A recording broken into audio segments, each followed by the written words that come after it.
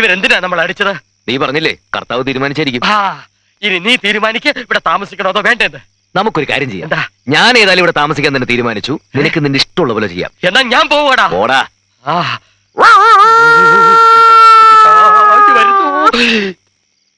ഞാൻ പോണില്ല.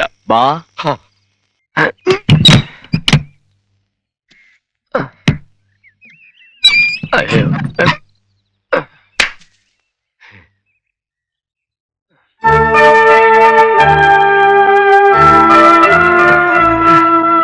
രാവുണ്ണി നായര് അകത്തുണ്ട്. ആരാ? ഞാൻ കൊട്ടാറിലെ റിസീവറാ. ഇതെന്റെ ഗുമസ്തൻ. തസ്തികയുടെ പേര് അതാണെന്നേ ഉള്ളൂ. ഇന്നത്തെ പല കൊടികെട്ടിയ വക്കീലന്മാരെക്കാളും നിയമത്തിന്റെ അറ്റവും മൂലയും പച്ചവെള്ളം പോലെ കാണപ്പെടവാ എനിക്ക്. ഇവർക്കൊക്കെ ലോ പോയിന്റ്സ് പറഞ്ഞു കൊടുക്കുന്നത് ഞാനാ.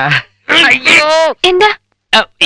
ഇവനെ പാട്ട് പാടിയതാ. അയ്യോ അയ്യോ അല്ലെ? അയ്യോ അയ്യോ. കയറിയിരിക്കൂ, ഞാൻ അച്ഛനെ വിളിക്കാം.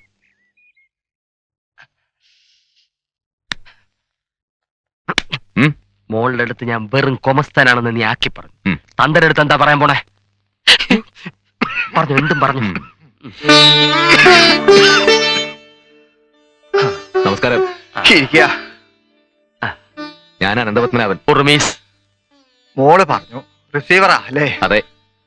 കൊട്ടാരത്തിന്റെ ഭരണം റിസീവർക്ക് വിട്ട വിവരം പത്രത്തിൽ നിന്നറിഞ്ഞു.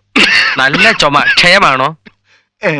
ക്ഷേമമാണോ എന്ന് ചോദിക്കുകയായിരുന്നു. എന്ത് ക്ഷേമം? അസുഖമൊന്നുമില്ല, പക്ഷെ വയ്യ. പോലീസുകാരെ കൊണ്ടുപോയി കുറെ ഇടിച്ചു പിഴിഞ്ഞതല്ലേ. എന്നാത്തിനാ?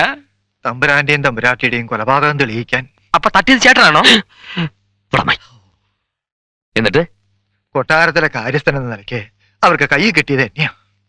ഞാൻ അറിയാതെ അവിടെ ഒരു ഇല പോലും ചലിക്കില്ലെന്നാ ആ നന്ദനവർമ്മയും മഹാദേവവർമ്മയും പോലീസിന് കൊടുത്ത മൊഴി. അതിന് കാരണമുണ്ട്. അവർക്ക് എന്നോടായിരുന്നു കൂടുതൽ ദേഷ്യം.